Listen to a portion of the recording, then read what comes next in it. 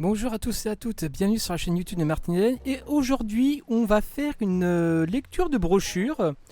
Parce que voilà, les petits montages sur Soral, c'est bon, c'est marrant en 2 minutes, mais à un moment donné, il faut revenir un petit peu au texte. En tout cas, ce qui a été écrit en termes critiques sur lui bien avant, comment dirais-je, bien avant qu'il implose lui-même. Voilà, qui passe de 8 millions de visiteurs mensuels à 4, à 3,7 si je me fie à SimilarWeb que j'ai mis dans une vidéo précédente. Enfin bref, certainement, peut-être, je verrai si je remonte ce montage. Je suis un peu pressé, je suis pris un peu par le temps.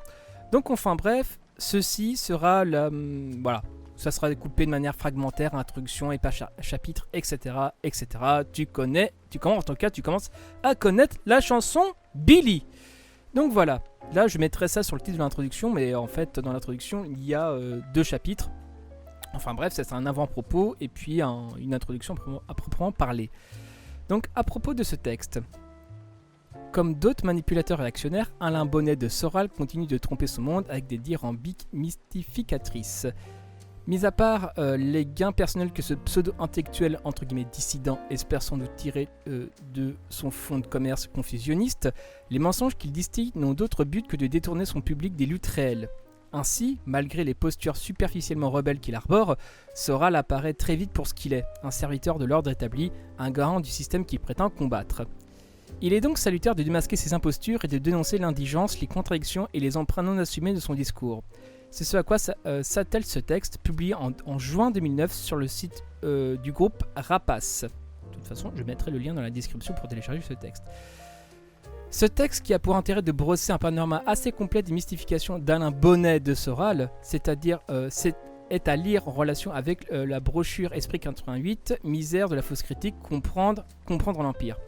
Oui, on en reparle. Cette brochure, c'est ce qui va suivre, donc on se calme s'il te plaît. Voilà, c'est là où on présente l'auteur et après je présenterai cette brochure de la brochure critique de Comprendre l'Empire, qui détaille l'une de ses impostures particulières, récemment perpétré au travers du livre qu'il a publié en 2011 aux éditions Blanches. Exécution sommaire des aboyeurs sous-fascistes. Depuis quelques années, une coalition d'énergumènes identitaires tente laborieusement d'engrainer les plus crédules issus des classes opprimées sous prolétariat, petite bourgeoisie, pour escorter les exactions ad nauseam de l'ultra-réaction institutionnalisée. Ça me fait penser, tiens, je vais mettre aussi en dessous la critique qui a été faite de Radio Libertaire à l'époque de Soral. Soral, le sous-fascisme. J'aime bien cette idée de sous-fascisme, ça conduit une charge extrêmement méprisante, assez plaisante, et parce qu'il faut l'envoyer pour ce qu'ils sont, enfin ce qu'il est, pour le coup, Soral, se dire une source de moquerie. Et ça serait, en fait, il pourrait être un élément un peu comme Ikrilik comme Dieudonné, tu vois. Sauf que bon, vu le niveau du gars, 4 millions de visites par mois, ça prête un peu moins à rire, surtout quand c'est des conneries. Enfin bref. La posture offensive de ces guignols, caractérisée par une hargne sans limite doublée d'une stupidité crasse, renvoie à des marottes idéologiques par trop éculées d'avoir pourri dans la gueule du fascisme. Ceci dit, leur mode d'action peut impressionner aux premiers abords.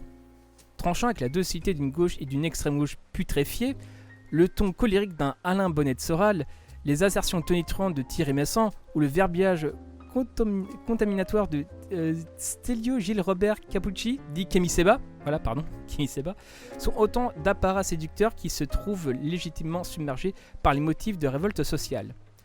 Mais alors que cet assemblage bricolé de pourfendeurs du sionisme mondialiste s'épanche dans un tapage très médiatisé, on pourrait croire qu'une énième résurgence du fascisme est en marche. Pourtant, loin de constituer des forces anciennes sous des apparences nouvelles, ce secteur d'agitateurs est en vérité un agglomérat mal agencé de groupuscules politico-religieux guidés par d'arrivistes transfuges venus ramasser la matraque d'une extrême droite dissoute dans la dictature en construction. Le vieux fascisme est vaincu et ne reviendra plus. Alors, à voir. Enfin, faut se remettre dans le truc de l'époque. Quand il parle du vieux fascisme, c'est dans le sens fascisme historique. Le fascisme à la Hugo Boss. Bien que quand je vois le sujet avec Papacito, je me dis que c'est peut-être pas totalement mort. Enfin, en tout cas, pour le côté grotesque, comme dirait, je sais plus qui disait que Mussolini était un César de carnaval. Et pour en avoir discuté avec un zététicien à l'époque, non, je dirais pas le nom. Ouais, voilà, il disait que Papacito était juste un grand guignol, machin, inoffensif. je vous laisse. J'avais pas percuté quand j'avais discuté avec lui cette référence, mais voilà, c'est César de Carnaval. Enfin bref, tout ça pour dire que le vieux fascisme. Alors, tout est possible. Depuis Trump, tout est possible. Enfin bref. Ne reviendra plus. Mais il n'en constitue pas moins une base idéologique et organique du présent capitalisme suicidaire. En 60 ans, jamais l'appareil d'État n'a été aussi répressif, omnipotent et doté d'institutions antidémocratiques. Jamais les organisations patronales n'ont été autant articulées sur des principes et méthodes réactionnaires. Jamais l'ensemble des représentations ouvrières n'ont été intégrées à la gestion de la déroute du prolétariat. La dictature à l'œuvre, fille de tous les fascismes, n'ont plus besoin de formules politiques jadis nécessaires à d'aventuristes dévalorisation du coût du travail qui ne pouvaient reposer que sur l'embrigadement massif. Pour autant, les gesticulations de ce nationalisme bigarré sont bel et bien dangereuses, sa fonction objective étant de semer des frontières ethniques, religieuses et communautaires à l'intérieur du camp des exploités afin de participer à leur pacification, exigence permanente de la gouvernance globale. C'était à une époque où il n'y avait pas encore l'intersectionnalité, donc à mon avis, bon, faut lire le texte aussi pour ce qu'il est. Dans l'époque, il était de quelle année déjà Esprit 2012, 2009, juin 2009, voilà. Enfin bref.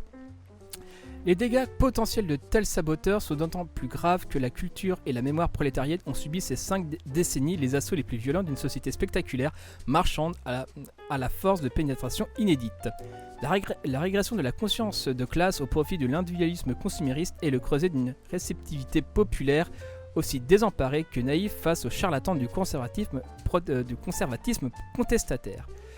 Comparable à de vieilles formations d'extrême droite, tant dans leurs moyens une capacité d'enrégiment relativement faible au regard des ligues fascistes, des formes d'expression, un charabia pauvre comparé à l'intellectualisme des vieilles élites fascistes, et d'organisation, des réseaux souples peu exigeants avec leurs membres attirés par le coup d'éclat et non par l'action séditieuse, que dans le but réel, accompagner le pouvoir et non le prendre.